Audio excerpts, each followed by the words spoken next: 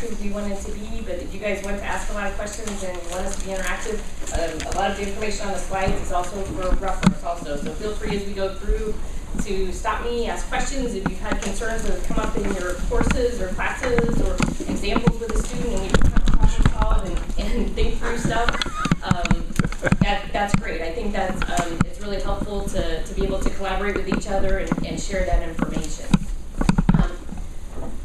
I was going to give you a little bit about my thought processes when I went to prepare the presentation, because I know sometimes instructors, professors think that if they're using accommodations, or sometimes that DRES asks a lot of them when you're thinking about how to accommodate students. You're also trying to accommodate the many different ways that you want to best facilitate learning. So you want to make it interactive, or you want to do it in have visual and auditory, and there's a lot of different things that you're trying to take into account. And then when you layer on that accommodation piece, it's difficult sometimes. And to just think through my process a little bit, one of the things when I was thinking about, well, what type of presentation do I want to do?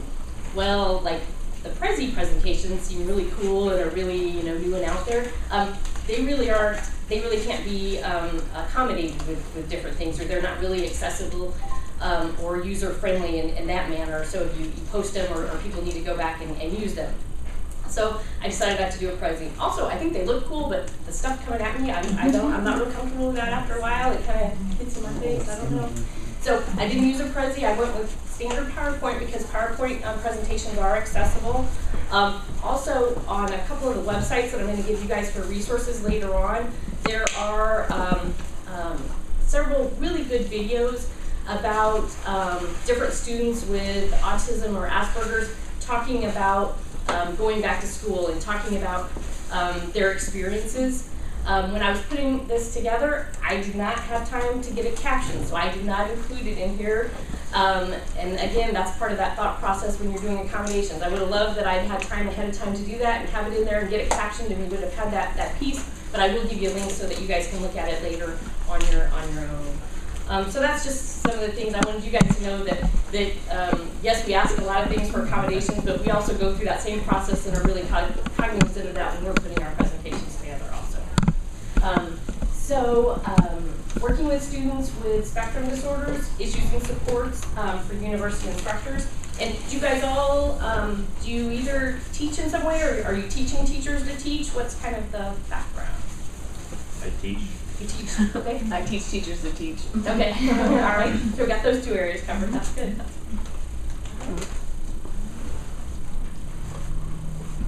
So just to clarify as we start, the DSM-5 has just come out, and it talks some about autism spectrum disorder.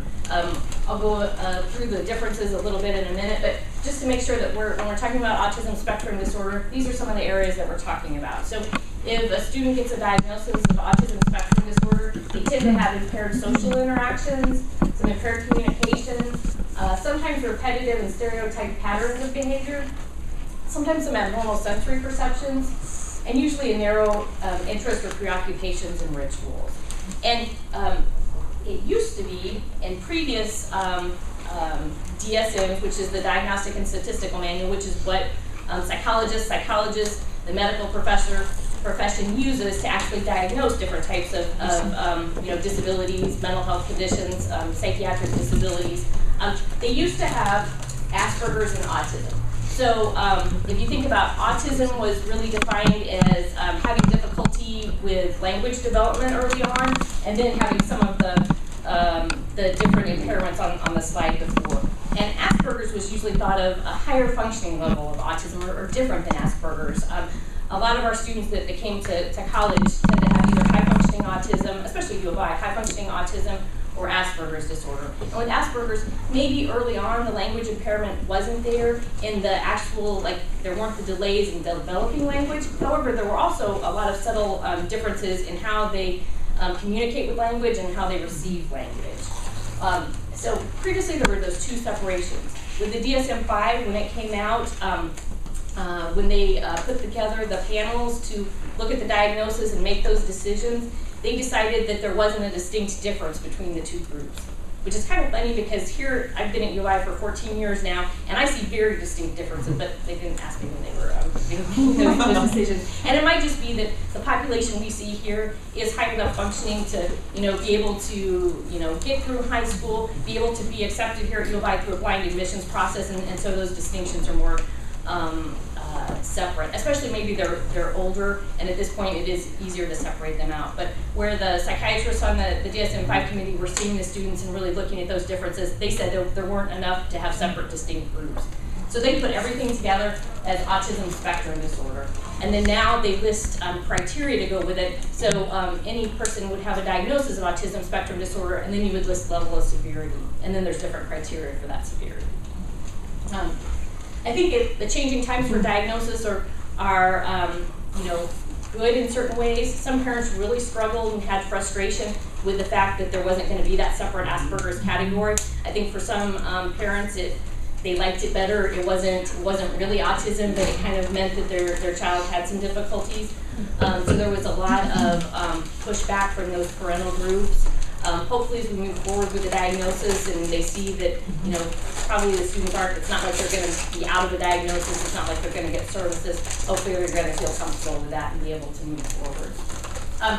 I think it's a positive time for the diagnosis too. I mean, there's shows I put the Big Bang Theory up there. I mean, I think a lot of people, they watch Big Bang Theory, they can identify with Sheldon and they can kind of see those subtle differences, because a lot of times we think about, well, if you look at this campus, especially in, the math and science majors, I mean, you could give autism spectrum to a broad, category for that diagnosis.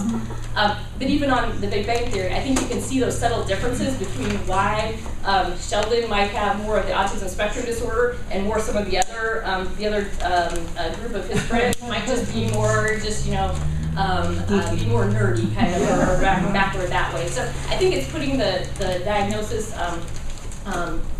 in the forefront in just regular language and information of people so that they can kind of see those. And I think it's a nice balance because they show that Sheldon, he does have a lot of personality traits that get very annoying, but there's also that subtle kind of sweetness or softness there too. And I think it's nice that they show both sides of that in there. So we're moving forward with diagnosis. Today I'm going to give a lot of different examples about students might have difficulty in this area and this is what it looks like, or somebody might have difficulty in this area. A couple of things to keep in mind. There are a lot of strengths, and we're going to talk about that too. The reason, though, that we tend to need to collaborate and come together sometimes is because of the difficulties, not the strengths, because we want to focus on how to problem solve and move forward. Also, all of these difficulties together don't make up, this is what someone with Asperger's spectrum disorder, autism spectrum disorder looks like. The difficulties really vary from student to student. And on one of the websites, I think it's on One Planet, they talk about if you meet one student with an autism spectrum disorder, you've met just one student with an autism spectrum disorder. So you can't really generalize. If you've had one student or one experience, you can, I think, take from that experience and kind of store that in the back of your mind, but you can't generalize that to every other person that you meet. Also, another thing to keep in mind is that when we think about strengths and weaknesses and we talk about some of the difficulties, this really, I think, sometimes helps to put the behaviors in context, because in the past, it's been helpful with professors, it's been helpful with other students in the classroom. If you kind of know that the person has a disability and is acting this way because, and then you can put in because of autism spectrum disorder, because they have trouble with this, it is really a different flair as opposed to someone who's just, ignoring you in class, or not looking at you, or is getting up and leaving, or isn't acting appropriately. Again, any students that come to campus with autism spectrum disorder, any student with a disability, they still have to follow the same behavioral codes, and they have to follow the same rules and regulations, policy and procedures. They're not held to a different standard, but I think it does help to put the context in the behavior in context.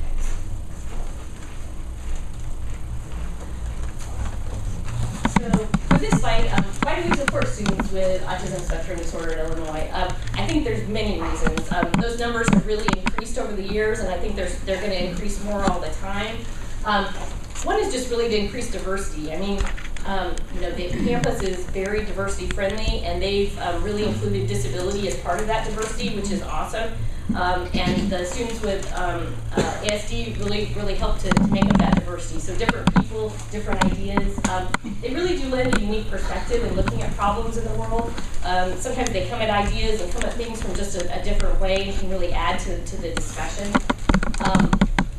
Some of the students have extreme focus to work on a problem. So sometimes that single-mindedness or that focus on track is a benefit because they really focus in and get to solutions. And we're really helping students fulfill potential. Many students, even with some of the difficulties, you know, are bright, have talents in many different areas, and by providing them accommodations, really supporting them here, then we're letting them fulfill their potential.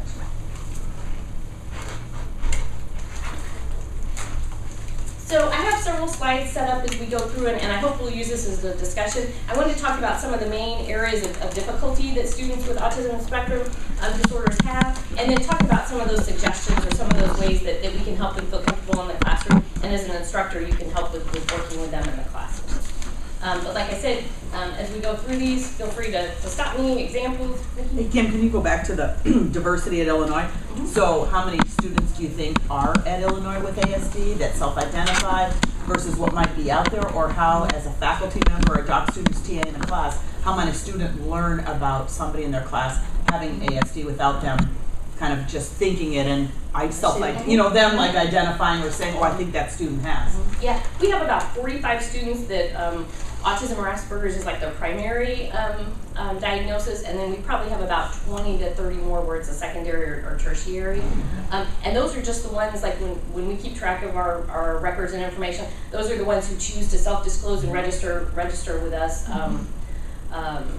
with DRES. So I think there's a lot more out there. I think there's numbers. We still, as part of our neuropsych testing and diagnosis that we do at DRES, we probably identify 5 to 10 just new students each year that they come in for an academic screening and then they come in for neuropsych testing because they're having difficulty in classes, and that's, you know, after talking to them about their history and information and stuff, that's the diagnosis that's most appropriate for them. So yeah, and I think, you know, students, we've done a lot with faculty and staff, and then having the students feel comfortable where sometimes if they're in a class and it's a class where it's maybe more interactive or they've had some behaviors where it might be more noticeable, the instructor and student and myself have kind of discussed how to, you know, present that information or share it with the class. I mean, it can be something kind of, you know, low key, but just sharing that with the class and letting them know, and then it seems the class is more receptive to that.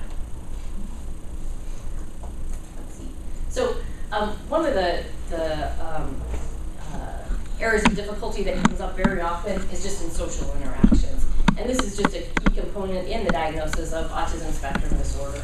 So even with that diagnosis, we think about sometimes poor social skills, difficulty reading the social cues, so picking up on the nonverbal nonverbal cues, picking up on some of the verbal cues. And it really makes the world a confusing place. I mean, and because of having the world be a confusing place and maybe having less tolerance for that, then the result sometimes is inappropriate social or emotional responses. So, you know, part of that goal is helping with the social, helping understand social cues and helping pick up on social skills or cues so it doesn't result in the inappropriate responses. We want to stop it before it gets to that point. Sometimes students can just lack the desire to share information and experiences with others. So, you know, even in class or even with interacting, they might say hi, but that might be the stoppage. So for them, it's very difficult initiating and sharing those pieces. Many times there's a focus on small details, and they fail to see the overall picture of what's happening. Many times also egocentric and that difficulty with empathy. So, you know, even maybe having a social interaction and saying hi, when you get to some of those second pieces where you need to continue the social interaction or you need to move forward, it makes it difficult.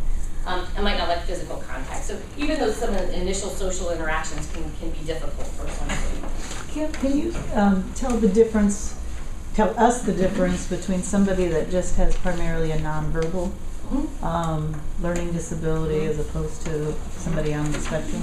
That's it. That's a good question. Sometimes it's hard. Repeat the question. No, that's okay. Oh. Can I tell the difference between nonverbal learning disabilities versus autism spectrum disorder? Okay. All right, we're good now. So sometimes that's hard to tell.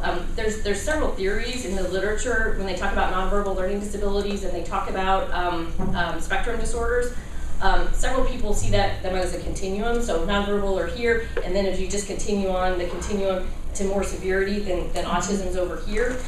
There's also theories that say there are two separate and distinct diagnoses. Usually with the nonverbal, it is more in just the social skill piece, where some of the other pieces that we're going to talk about for restricted interest and some of the emotional difficulties and things like that, those tend to not be with the nonverbal learning disability. A lot of times the nonverbal is more of these social interactions and things. So they're not picking up on the social cues, they're not reading those nonverbal cues, and they have more difficulty with some of the visual spatial things also. So nonverbal learning disabilities are more of a right hemisphere disorder. So when it comes to visual spatial skills and math and some of the nonverbal, that's where they tend to be more than just the autism spectrum disorder. And now they have a new label. Yeah, just specific learning. Well, and it's not learning disability, it's just the social interaction. So they have a new one. Speak up, please. We got to record this. for social interaction. So some suggestions just for as instructors when we think about the social interaction piece. Again, this goes back to what we were discussing about educating peers about the spectrum disorder, putting that behavior in context and helping promote empathy and tolerance. I think a lot of times if you can understand that context, again, the students show the empathy and want to do that. Just to be clear, when you say with student permission, do you also mean student initiated? Or do you mean the instructor would actually approach the student and ask if that was okay? I think you could ask if it was okay, or we could even work together. I mean, if you're seeing something in a classroom where a student's registered with us, and you know that they're struggling, having some difficulty, I think it would be fine to approach the student and ask. You could also, contact their case manager, and the three of us would sit down and discuss. Just because sometimes the student might not know that it's an issue, they might not know that it is a cause of concern. But it would be fine to initiate if they've given you a letter. I mean, you don't want to randomly, just pick somebody in class and ask about that. But if they share their letter with you and they're working with us and you see a difficulty, it's fine to ask. They can always say no. They can also, come and talk to their case manager, and we can talk about the pluses and minuses of disclosing to the class and how that would go and what it would look like. Would you contact a case manager without the student's permission ever, or do you need it? You can. No, you can always when the student gives you their letter, they're giving you permission. Okay. So that's kind of the initial. Like when a student's registered with DRES, it's confidential, so we don't share their information in any way.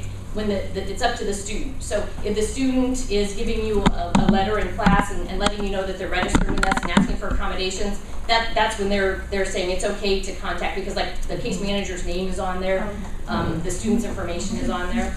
Many times also for the students with autism, they have difficulty really initiating, like handing out their accommodation letter to students. So even prior, like if we take a step back from that, they'll give their case manager permission, and their case manager will actually email the instructors and say, hi, I'm such and such, John Smith is a student in your class, he has difficulty sometimes with giving his accommodation letter. He gave me permission to contact you, and so you're still being notified in a way to let it know that it's okay to follow up and contact. Do you have a sense of how many students do you want to share with the class as a whole? I'm a little surprised because I've never had a student ask me about that, and I've never thought to ask them.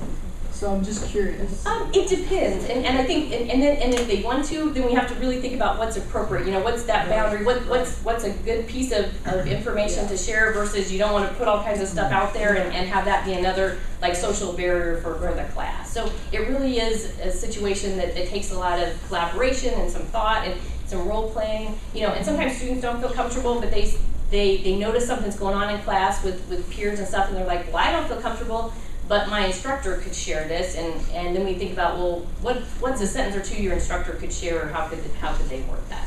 And in some cases, it might not even be necessary. If it's classes where they feel comfortable, maybe there's not a lot of group work. It just really depends on the individual. Again, reward and promote diversity in your classroom. I mean, I think students really feel comfortable disclosing and even asking for accommodations or things in their class if you set up the classroom in that way. So you put a statement in your syllabus that says, please let me know if any accommodations are needed. That shows that you're open to discussing that and open, even bringing it up in class and talking about that. Following up with the student.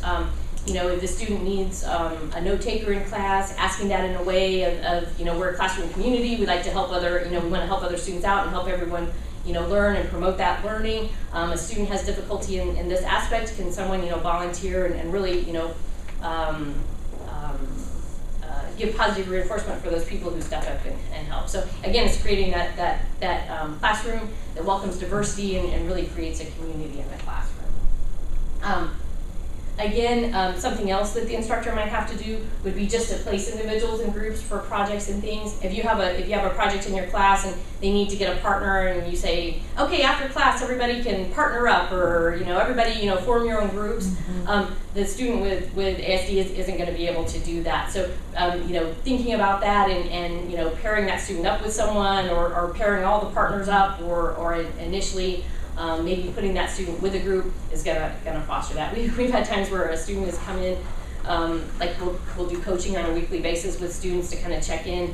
And one of the things, it's like, oh, I have a group project, coming up. It's like, okay, well, let's break it down and see what's coming, what you need to do to get that done. So the project will be in 2 weeks, and it'll be like, okay, what's your group decided, or what? I don't have a group. I didn't get a group. So that's always a piece sometimes that gets forgotten about.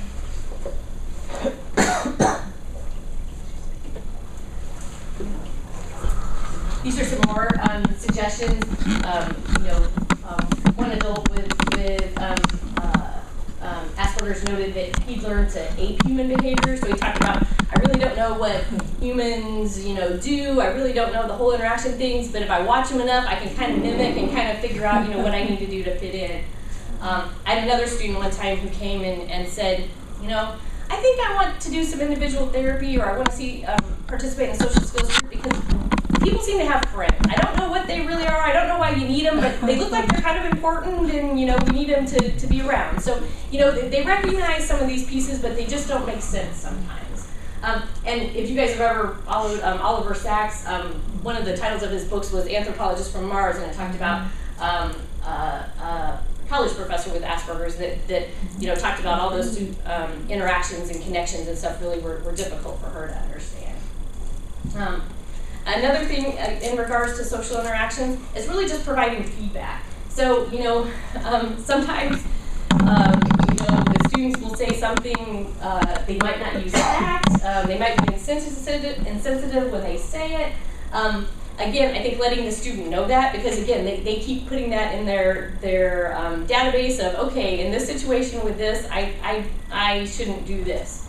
The other thing is that you need to explain another response to put in there. So if you tell them, in class when you said this, that probably wasn't the best way to put that, because you might have hurt her feelings.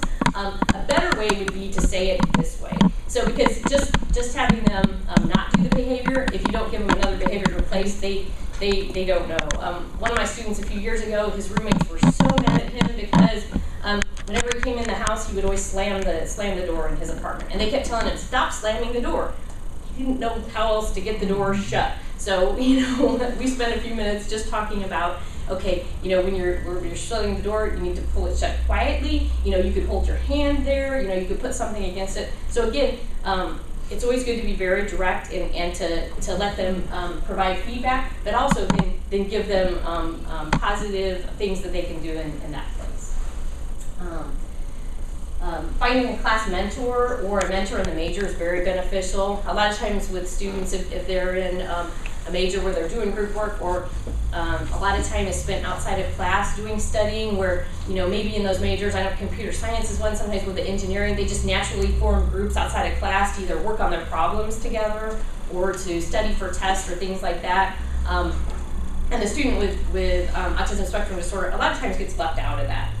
So by finding them either a class mentor, a go-to person that you can introduce the two and say, Jim, this is Bob. He's going to be with you, all class. If you have some questions or there's something, he can help you figure things out. Or even in the major can really help them have a go-to person to ask those questions, and even just to check in with them to see, because sometimes if they're knowing that they don't show up or that they missed something or they didn't seem to get it, then they can ask about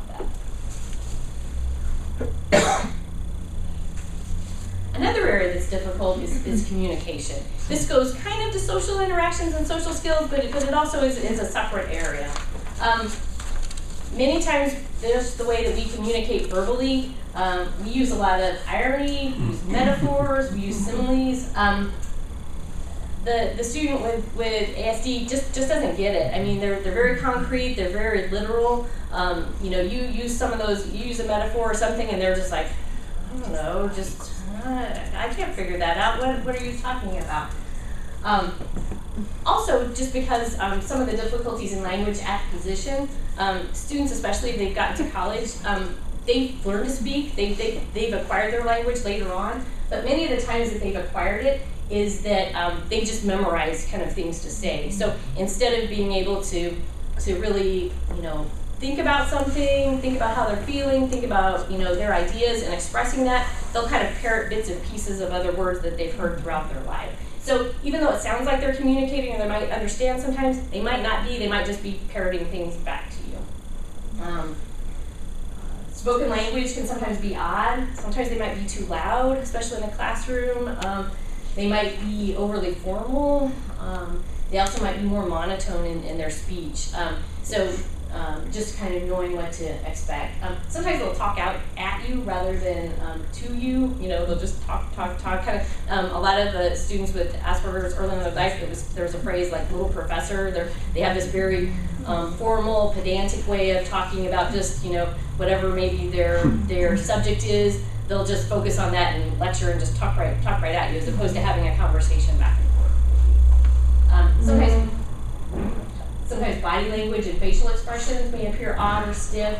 Eye gaze is hard sometimes, rather than just making that normal eye contact. I've had students in the past where, one of the guys, when I first met him, he just stared at me literally all the time, and I was like, whoa, and that's because when he was early on as a child, for social skills, they mentioned to him that he didn't make eye contact, so they told him, you need to make eye contact. So when he made eye contact, he made eye contact, and so one of the things we talked about was, well, it's good to make eye contact, but it's good to maybe look away, or it's good to look over here, or it's good to look up. So part of those things, it's kind of always interesting to see how a skill early on, maybe in school when they were teaching something to be helpful, what the student actually heard from that and took, and what they're using in their life as they move forward. Also, sometimes just a poor ability to initiate and sustain conversation. So again, that give and take that you need as part of that conversation. So some suggestions for that would be to keep language just very simple and precise.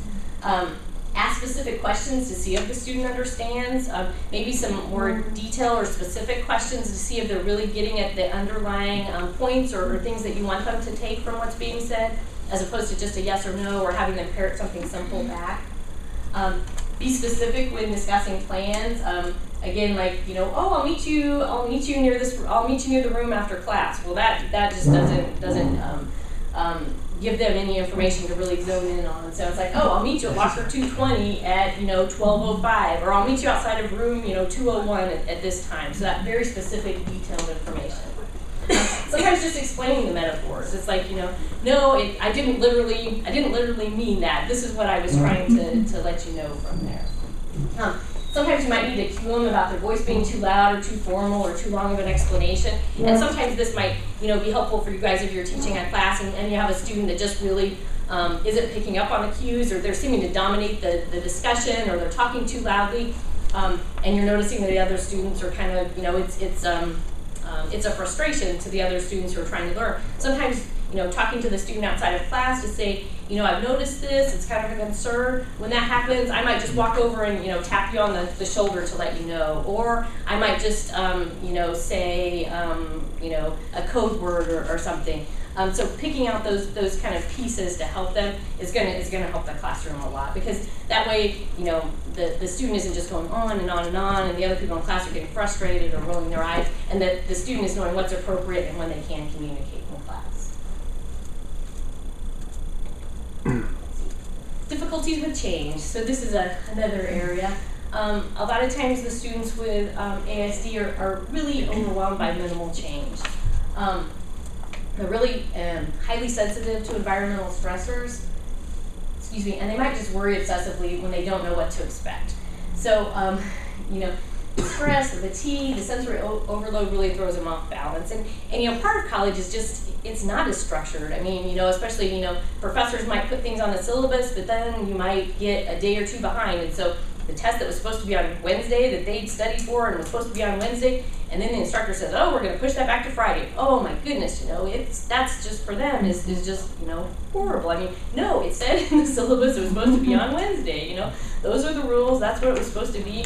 I planned on it being Wednesday. And so just even a change like that can really, set the student and throw them off and really stress them out. So, and it's not like, as an instructor, you have to walk on eggshells, but I think it's just good, again, to have that in mind and put that in context. So if you ever did have a student and they got upset about something in the back of your head, you're like, oh my gosh, I just, moved the exam. Most of the students would be, grateful for having one more day to study. You kind of have that context to put it in.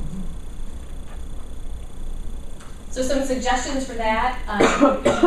Providing a predictable and safe environment. Again, everything doesn't have to be, just rigid and structured, but having a routine in your class, having a comfortable routine that works so that they know what to expect, giving as much information as possible, maybe minimizing transitions or cueing to remind.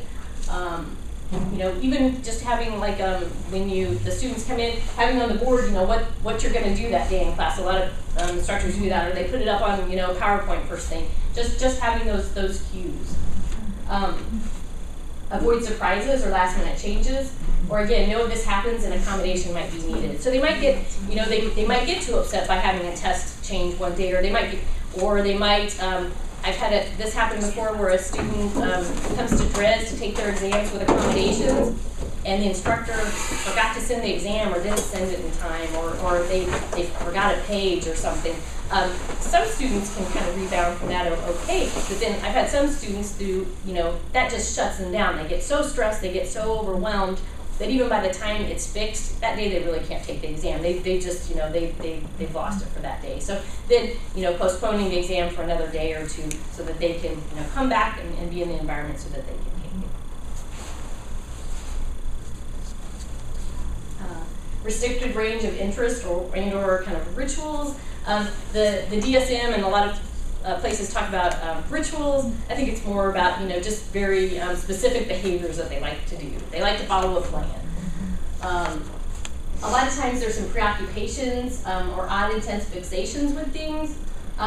Following routines or rituals might not make sense to other people, but for the student, it makes sense to them. It's what makes sense to them. It helps make sense of their world, and it helps to calm them. Sometimes they do really like some specific subjects. I mean, they have these focal interests or these areas where that's what they love. They've grown up, loving trains or knowing bus schedules or knowing all the mathematical formulas. For a couple of my students, it's baseball. We have one guy who is a Cardinals fan. He always has his Cardinal stuff on his books, particularly lately. He knows all the facts. We have another guy who is a Cubs, and Cubs, I always hope that they don't come in the lobby like at the same time, because I don't know what's going to happen when that does. But they have these passions that they really focus on. They might have trouble letting go of ideas sometimes, so they might get stuck on an idea. Like if that test gets postponed to another day, they might get stuck on that and not be able to let it go for a little bit. They might refuse to learn some things about subjects outside their limited interest. This is sometimes difficult for our students because you know, they're a math whiz and they love math, and so they came to the U of I so that they could take math courses. But then there's also those pesky things like general education requirements that you have to take, and those might be really difficult because while math is easy, then, you know, maybe writing or thinking or some of those other pieces aren't so much. So sometimes it's difficult to learn about subjects outside. These are some of the harder ones. I don't have a lot of programming suggestions. I'm happy for input here. A lot of times we try and find ways to really reinforce other behaviors. So we use those positive behaviors as a reinforcer for them doing other things. Or are we trying to incorporate that interest into other projects? So if they do have, all into sports and sports facts and sports memorabilia, and they have to write, a paper in writing, maybe there's ways can you pull that interest in? Or maybe is there a way that you can tie that to some of the other pieces? So to try and use those interests to help reinforce other areas, or get them to step outside that box a little bit, maybe in this area over here, but it's still tied to that interest. And this is, like I said, if anyone has suggested rope, and I think this is an area we really struggle with sometimes because students, they'll, especially students on the spectrum, if it's like, say they're a math major and it's their math classes, they go to their math classes all the time. They love their math classes, they turn in the work, they do awesome, but then they have another general education class and they might not go to it, they might not do the work, or they might not, and so they might be, getting a 4.0 in these classes, but not so much in here, and how do they balance that? Sure. Do you find that you have to keep revisiting what their final goal is going to be, and that everyone who has that final goal has to do that, and they have to do it successfully in order to grab that ring at the end, kind of thing? Exactly. And do we have to keep revisiting that goal all the time? And we remind them of that a lot. Sometimes, though, that goal is so far away that connection isn't there. So sometimes it's harder to find some of those more immediate reinforcers as they go to those long-term ones. So I was just curious, of the students that are registered with DRES, are most of them math science majors, or does it vary? Is it the stereotypical Big Bang Theory, they're all going to be physicists and biologists and all that? Yeah. So majors of students that are registered with DRES with Autism Spectrum Disorder, it really does vary. I would say we have a higher concentration in probably some of we think about physics, engineering, math. We have also concentration more in like the MCB, kind of some of the harder sciences. But then, we've had some students in other areas, whether it's, ag or, I've had a couple of music students. It really does vary. So. Are most of the students diagnosed men on campus? Some, but we also have some women. We've had probably some of the women maybe are less in the hard sciences. I'm just kind of thinking in my head, I've had some women that were like literature majors or anthropology or some different ones that way. So maybe not as many, but we do still have some women. One of our students who she started undergrad when I first started, and then she went to undergrad and grad school and a second grad degree, and she works in town and she's out in the community. She's married. She has a child now, and she comes back and does a lot of boards and panels with us just to talk to students about what it meant to her and how things that she's found effective and everything. And she's just really interesting to listen to and to hear her thought processes as she decided her major. When she first came here, she wasn't diagnosed, and she thought she was going to be. She was initially hard sciences, but when it came to kind of getting the bigger picture and understanding the theories and pieces like that, it didn't really work for her. And so then that's when she started thinking about, she was having difficulty in classes, so she had testing, and then she got a diagnosis, and then after that it kind of, helped her think about, well, what am I really good at, and what do I like to do, and it really funneled her in areas where she's been very successful now. That actually is something I'm really curious about, and based on the documentary that we watched, where there was a woman in the film who was diagnosed later on in life after a child was diagnosed. I'm just wondering kind of how common is that you might find out you're at the higher end of ASD, to find that out as an adult versus knowing that all along. Yeah. I'm just really curious about that. Or is it something that's kind of coming up later as the new thing? You know, it used to be being diagnosed with ADD or ADHD as an adult was kind of the thing. Is it now ASD? Well, so how common are later ASD diagnoses? You know, we diagnose about 10, even like just in our neuropsych testing lab, we diagnose maybe about 10 new cases a year. When I see the students and talk to them, and they talk about their experiences and stuff, it always makes us wonder. I mean, why weren't they diagnosed? I mean, I think Jenny, you could probably, when you think some of our students, like, why didn't anybody notice this earlier? Why didn't anybody? Because for some of the ones, you know, there's been a few that are more subtle that you wonder, but others have really struggled, and they've had just this pattern of difficulty all their life, and it's frustrating for them, and it's always frustrating for me to see, because after the diagnosis, they kind of were like, oh my gosh, you know, this is why, this makes sense, you know, and they're kind of, maybe they'll do some individual therapy, or they'll do some social skills, and they're kind of putting those pieces together to realize what went on. So yeah, I don't know if it's common enough where it is, or it's just they were missed early on, and now that they're kind of figuring it out later. So that's a good question. Let's see. We're doing this.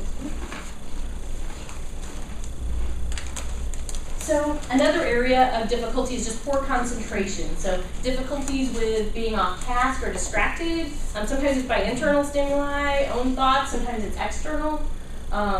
Students may be very disorganized. They might have difficulty sustaining focus on classroom activities. They might also have difficulty sustaining focus for homework tasks and outside. So again, kind of easily distracted.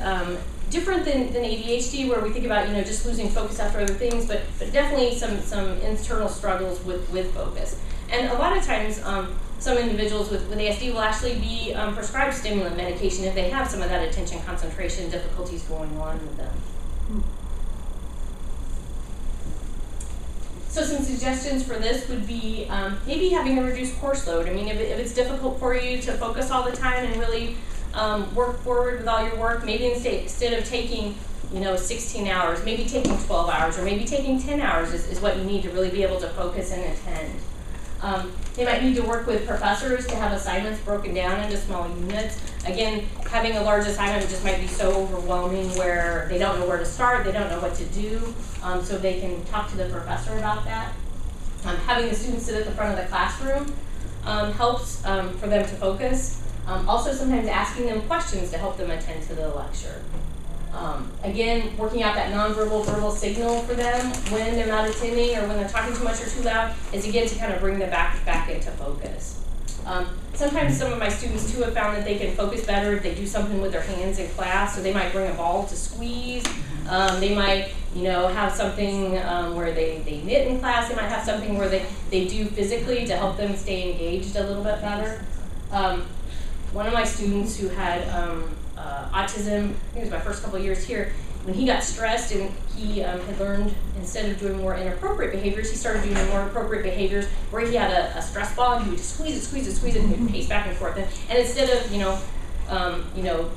having more inappropriate behavior, that was a way he could control it and then calm down. But what happened one time was he was off campus at a restaurant, and that happened. And it was right after 9/11, and so the people behind the desk got panicky, and they called the police because they thought he had a bomb or something. It was a whole, just because of the odd behavior. The good news is that prior to him coming to campus, we worked with the university police to let them know, we introduced the student to the police, so he saw them as friends. With his permission, we gave them a picture. We kind of educated the campus police and Urbana and Champaign police. And so they have, they keep little books in their car for certain individuals sometimes. And so when the police officer got called for this, they knew the student, and they were able to, say, no, he's not a terrorist threat. He's, Bob, who goes to U of I and just wanted to order a sandwich and got upset. So, let's, take him back to class. But really, thinking about that whole entire network and supports that you need to have in place sometimes is difficult for students. So really figuring out some of those signals and pieces too. Do private citizens ever contact the police to let them, you just kind of triggered something, if I thought that I sometimes would get upset in certain circumstances, Could I call the police and say, can I be put on your radar? I don't know. So they know that in Target and they see Cheryl come up, they know that they not to arrest you.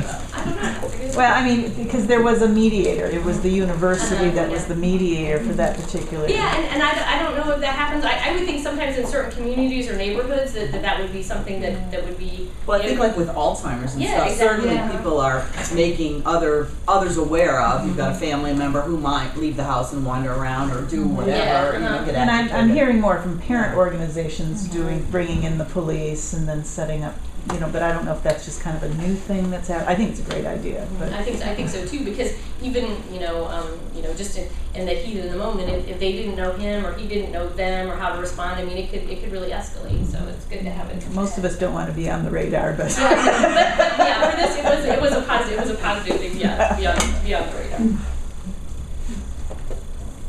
Another area is poor motor coordination. So sometimes students on the spectrum, they might be physically clumsy, they might have some stiff, awkward gaits, difficulty with both gross and fine motor skills.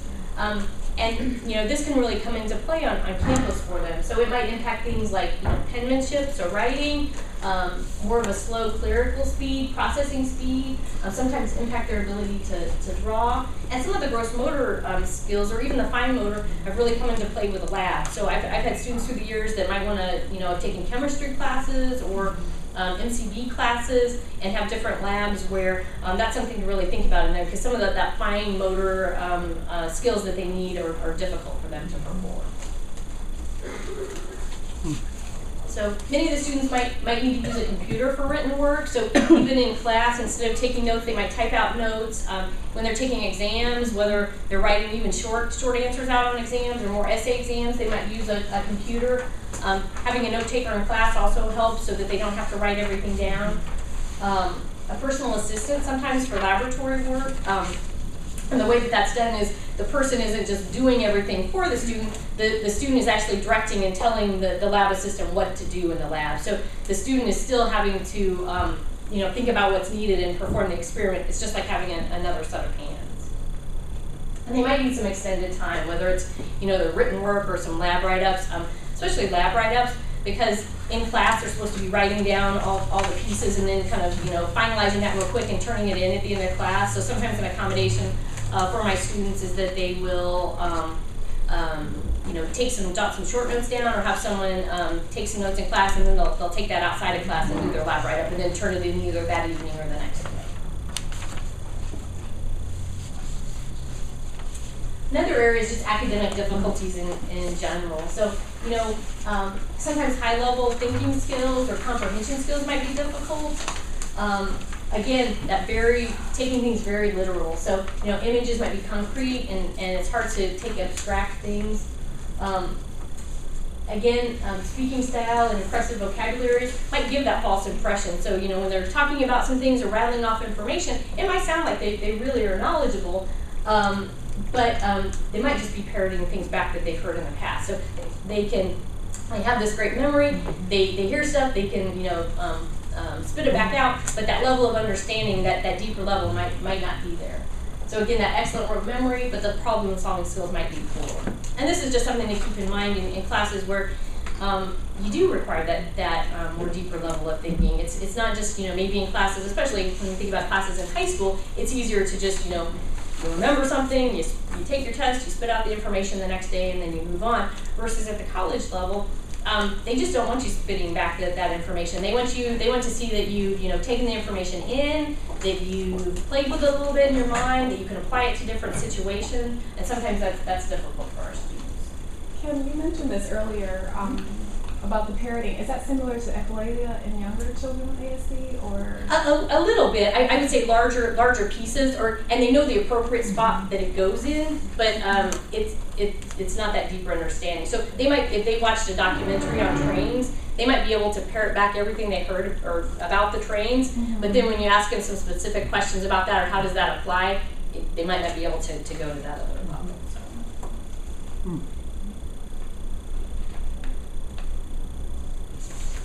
So some suggestions for that would be just not assuming that the student understands something, again, just because they parrot back. maybe offer added explanation or try and simplify when the concepts are more abstract. Really capitalizing on their memory, so retaining factual information is a strength for them. So use that strength and then be able to apply it to other areas or pull other information out. Really talking to them about emotional nuances or different levels of meaning, because sometimes that's just not understood.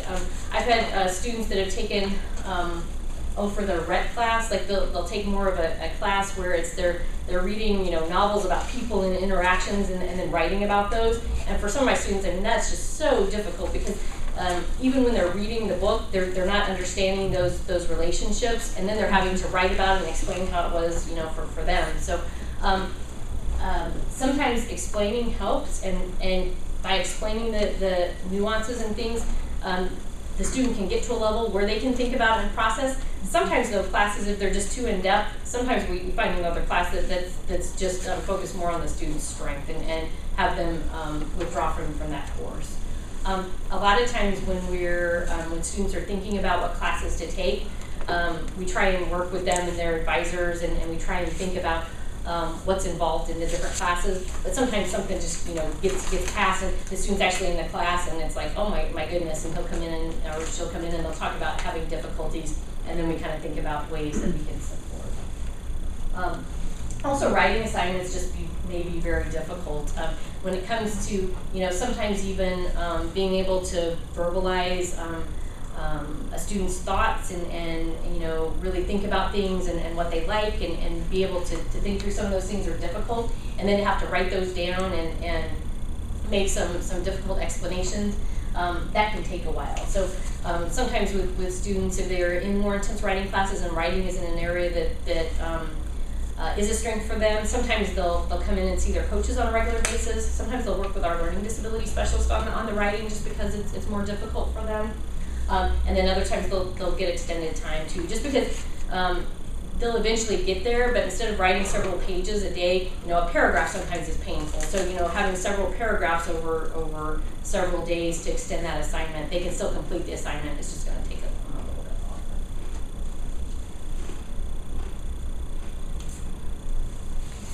Another area is just emotional vulnerability. Our students might have the cognitive abilities to be here. I mean, they've been admitted to U of I on their cognitive abilities and their strengths.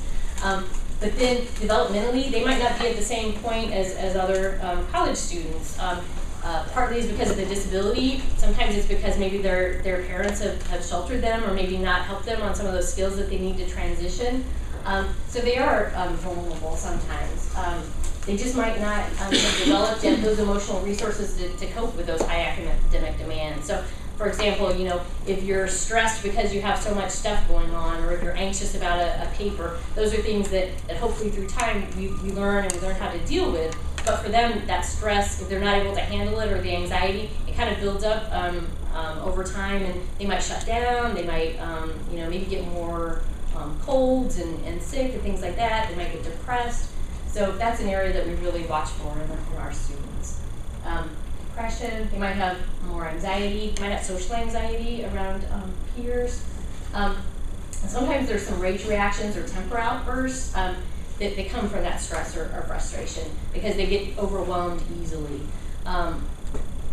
Also, interacting with people and just coping with the ordinary demands of everyday life really takes a Herculean effort for some of our students on the spectrum. I mean, just the, going to class and having all the people around you. I mean, sometimes it overwhelms me when I'm trying to get across the quad and even get into class. But to have the sensory impact and to figure out where you need to go and to have the right things and to sit down and try and navigate all that is really just sometimes overwhelming for them. So we always want to prevent the outbursts. We always try and be very consistent with them, be very matter of fact, very calm. A lot of students have already come here and have learned strategies to help manage stress. That's what they've been working on all along. We try and just take them where they're at when they come here and continue on down the road. So we teach them skills to cope when stress overwhelms, to prevent outbursts. We try to be very calm and predictable. We have a lot of different groups that students are involved in that can help them as they move forward with processing those emotions. But this is an area that is difficult. And again, you can always use this as a resource if you're noting changes in behavior. So if you have a student that seems like they've been doing okay, for the semester, and then all of a sudden, they're not coming to class, or they seem really down or anxious, or seem like they're struggling, and they've given you an accommodation letter, it's fine to contact us and let us know that you're concerned. I always appreciate that. I always follow up with my students and really check in with them to make sure that they're not getting, lost through the cracks. Sometimes they just don't know their own emotions, so they might be just getting depressed, and for them, they just, so they sit in their dorm and they stay home and they're not taking care of themselves. So it's good for us to pick up on those cues for them. We have social skills groups that provide a safe environment for them to learn social skills and gain the support they need. Our social skills groups have really developed over the years. We started off by more like social skills and had just a small core. The last 2 years, our other psychologist at DRES, Dr. Jonathan Thomas Day, we've had more students with ASD. He's been doing some groups and they've gotten larger. And this year he's kind of, the group meets on Fridays, and so he's having them do kind of an interactive social component afterwards, which is good because a lot of our students, they go to class during the day, but then sometimes their evenings or their weekends, there's not a lot going on. So they've been doing some activities. So a couple of Fridays ago, they went bowling and then out for pizza, which he said was just an awesome experience and all kinds of subtle social cues and things going on. But, we're trying to really look at our students and the needs, and that's what Head has been helping us with, and Julie, and kind of seeing as the population increases, how can we best support them so that they can be successful. We also offer individual therapy. Some of our students just don't feel comfortable in groups. Individual therapy is nice because it provides a safe and consistent environment. They can check in individual therapy. They can really, we can help them monitor their symptoms. They can learn strategies to manage their symptoms that way too. And it gives them a nice place where they can continue to move forward in learning those strategies. Talked about this a little bit earlier, but just why is college so difficult for our students? I mean, I think that there's so many things that just come together for them when they get to college for the students that are on the spectrum. All of those challenges that we've discussed so far, they just all kind of come together, and those are all skills you do need to be successful in college, or if you're missing some of those, can really cause you some distress. There's difficulty being interested in classes that aren't specific to their major. We talked a little bit about that earlier. You're using language, organization, study skills, writing skills, presentation skills. You're using those all the time throughout. And if you're lacking in some of those areas, it's a struggle to keep up with your work. There's large amounts of group work. I mean, classes, I think that's just a way that we, see as an effective way for interactive learning, whether a group project or group work or getting together to discuss things and then come back to the larger group to bring out information. And so having to navigate that is difficult sometimes. Even the actual buildings provide a challenge. So, if they have difficulty with navigation or getting across to class or, learning the different days of when you have classes and where you need to go, that can be very confusing. And again, they're having to navigate this, during the times of day where there's, traffic and bicyclists and walkers and buses and it's noisy and chaotic. There's a whole lack of structure. So, even there's a lack of structure during the day for classes. So if you think about, even in high school, probably they went to class from, 8 to 4, and every 45 minutes they changed classes. There was that structure there. So if they have classes during the day, it still doesn't tie up all the period of time during the day. So there's a lack of structure during the day. And then outside of class, that's where the difficulty is sometimes when it comes to those activities of daily living. So, so many different things about when to eat, when to take your medication, when to shower, when to study, when to do your laundry, what to do with your time. Housing options also need to be carefully planned because it can be very stressful, and extra supervision may be needed. I'm going to talk about those more in a minute. So, when when all this comes together, kind of with that perfect storm for when the student comes to college, you know, there are many ways that we can help and support the students.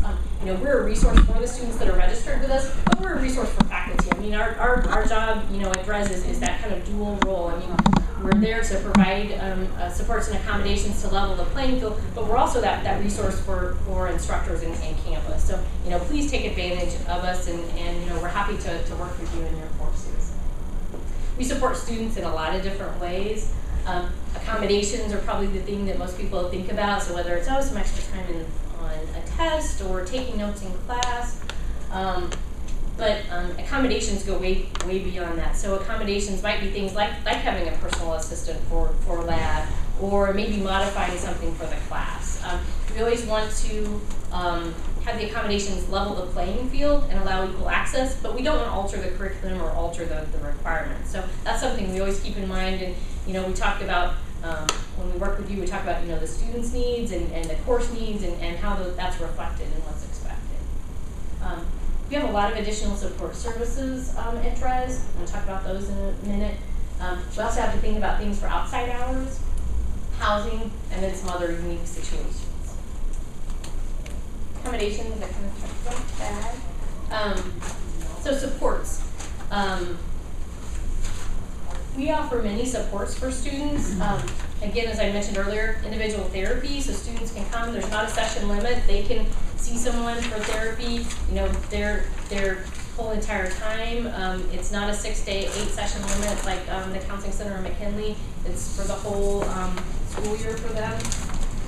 We also do support groups. We do a social skills group, which is very helpful. We also do a mindfulness meditation group. And you know, sometimes the mindfulness meditation can get a little more abstract or a little bit out there, but a lot of our students have really benefited from some of the mindfulness pieces that include, you know, the breathing and the focus and the coming back, so they found that helpful.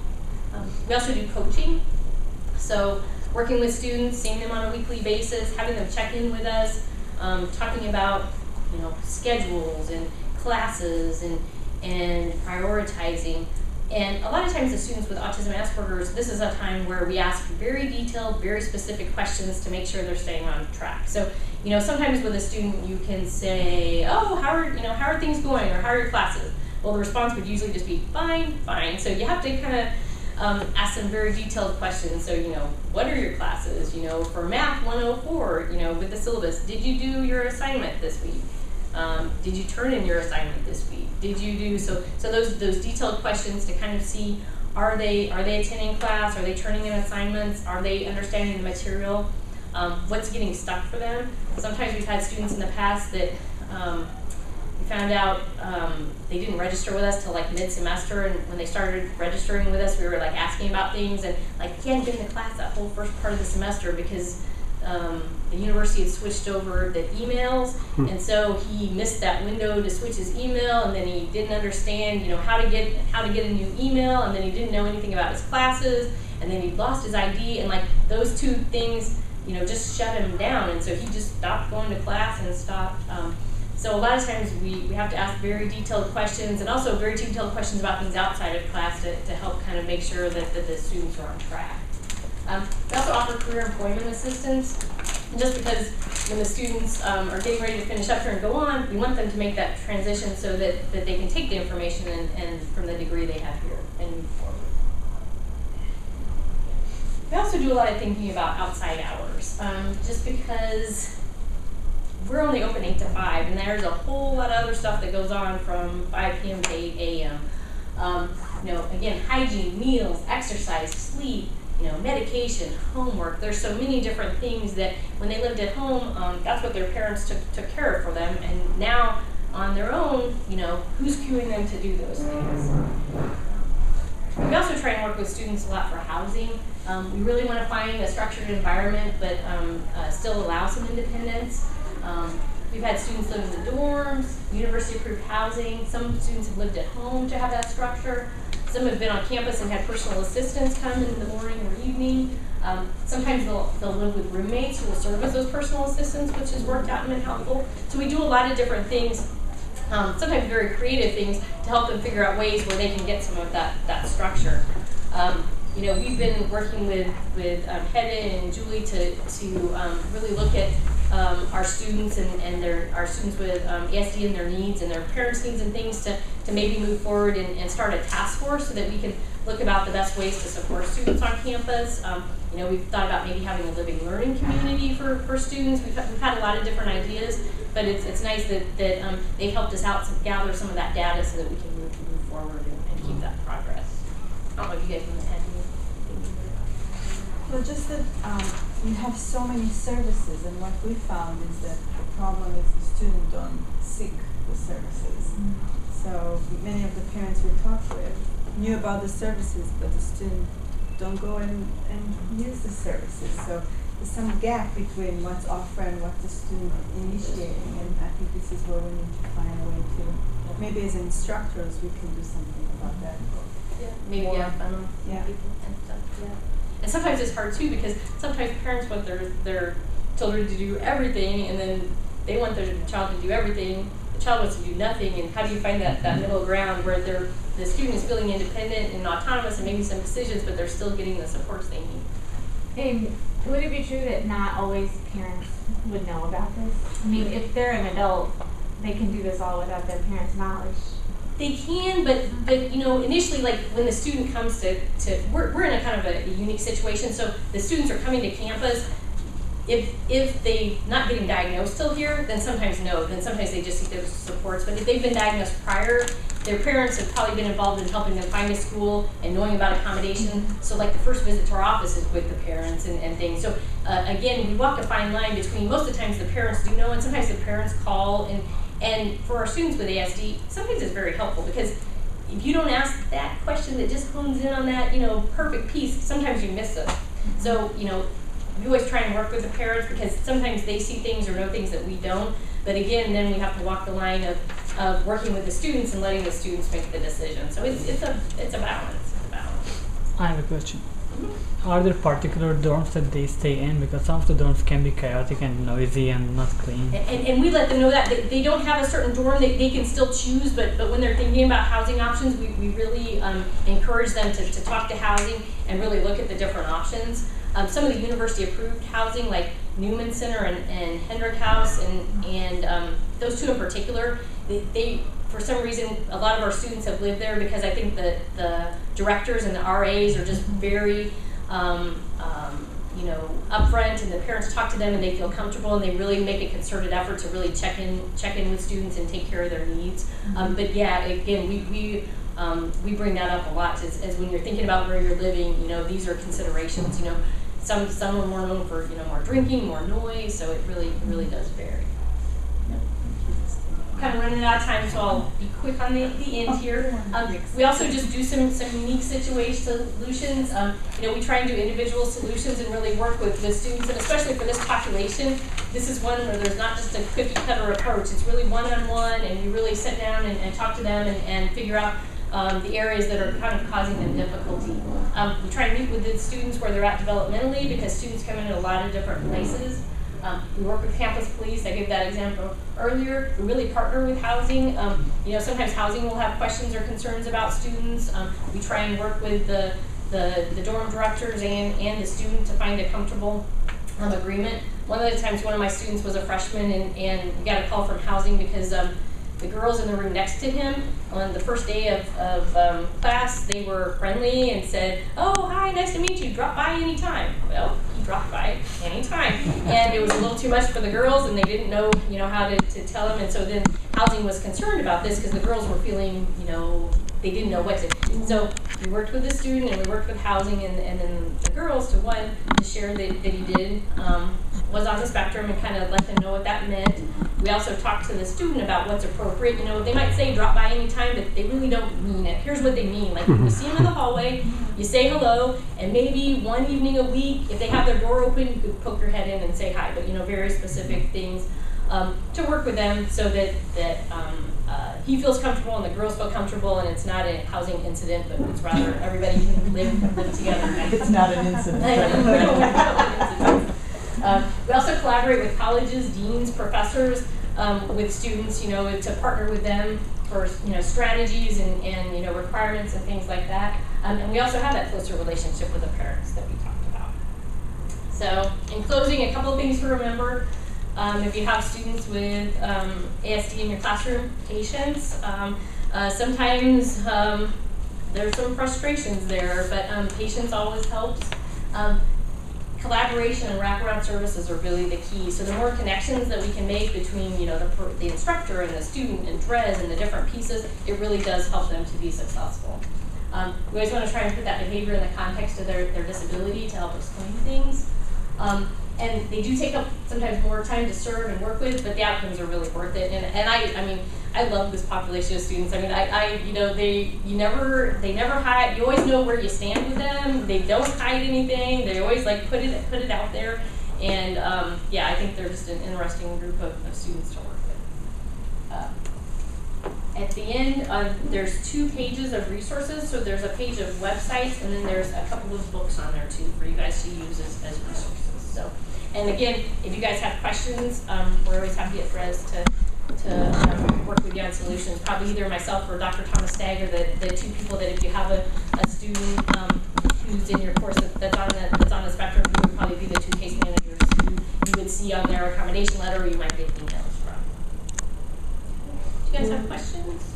Can you put back a slide so I can get a picture of the other one? Oh, sorry. It's all right. This one? Yeah. All right. If a student is not turning in their homework, let's just say, who is their advocate? So would it be you going to the instructor, because the parents really can't Exactly. go to the instructor. So it's real. So it's you, and then it's more on the student between you and the student to try to figure that out. Exactly, and to work with the instructor. So, you know, if the students miss some work and they're not turning in work, maybe it's because of certain reasons that we can, you know, let you know that, you know, there's a disability-related reason they're having difficulty. Can they have an extension? Sometimes if a student has missed like a large portion of class, then sometimes the instructors say, you know, this is an interactive class, you know, 50% of the work has already been turned in.